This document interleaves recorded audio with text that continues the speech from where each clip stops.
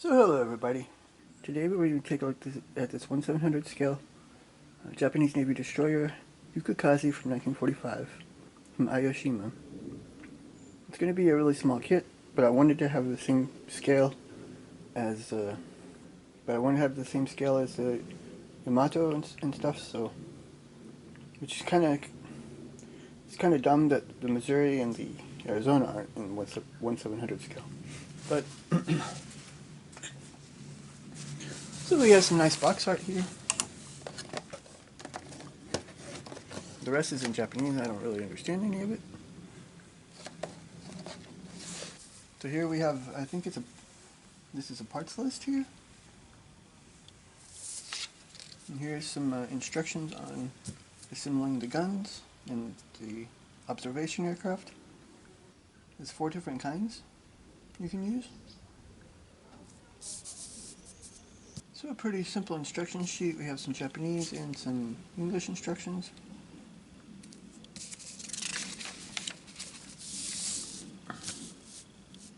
Here's our finished model with the colors.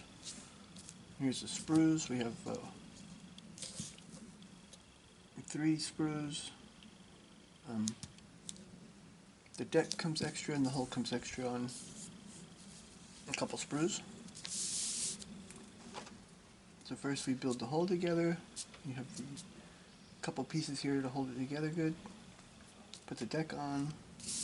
Here you have some superstructure. This is, I believe, the bridge, the stack, some of the anti-aircraft guns, second stack. This looks like one of those spotlight towers. And here we have some of the, this looks like the main armament, I believe. There's 2 of them. Some of the lifeboats. They're all sub-assemblies there. So here we're doing the rudder. We put on the props and the shafts. And all these parts that we did, all the sub-assemblies go on here. With a couple other small parts here. We have some more anti-aircraft guns and stuff here. And here. And on this one we have some more anti-aircraft guns. These main, the torpedo tubes, lifeboats, and the foremast, that's the main mast, that's the mast in the back. Some other little parts here. I'm not sure what they all are. But it looks like a pretty simple build. Probably be pretty fast. Here's our first tree, our first sprue, X. Here we have the planes, just 4 different ones. A little bit of flash there. Here are the torpedoes. Looks like there's 2 types of torpedo tubes.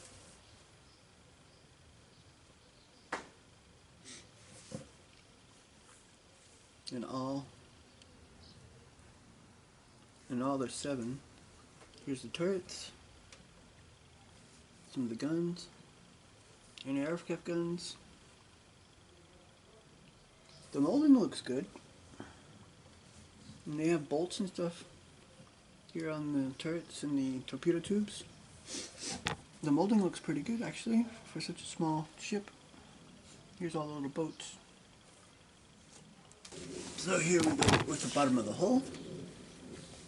There's some portholes up here. Like 2 rows of portholes here. With more portholes back here. Portholes back here.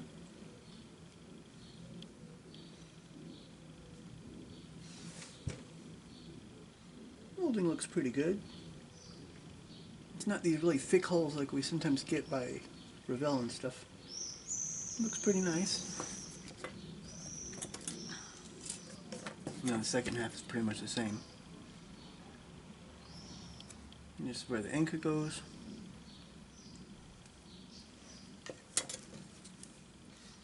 Now this does not look like a wood deck. Like the deck is all metal, all steel. You can see the anti-slip here in the middle and on the ends.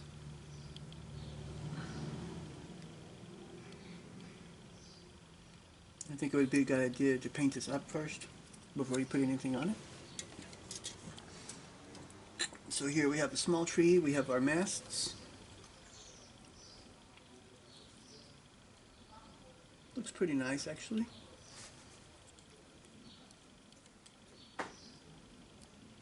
Some of the parts to the superstructure.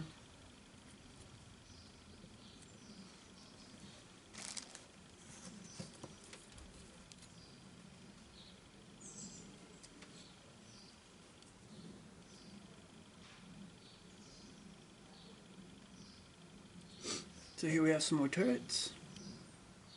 I think these are for the torpedo tubes that goes on top of it.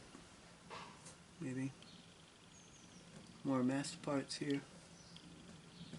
But this one's broken. You have to use a little cable to fill that in. One of the lights or something. Here's the stacks. We got a big one and a small one.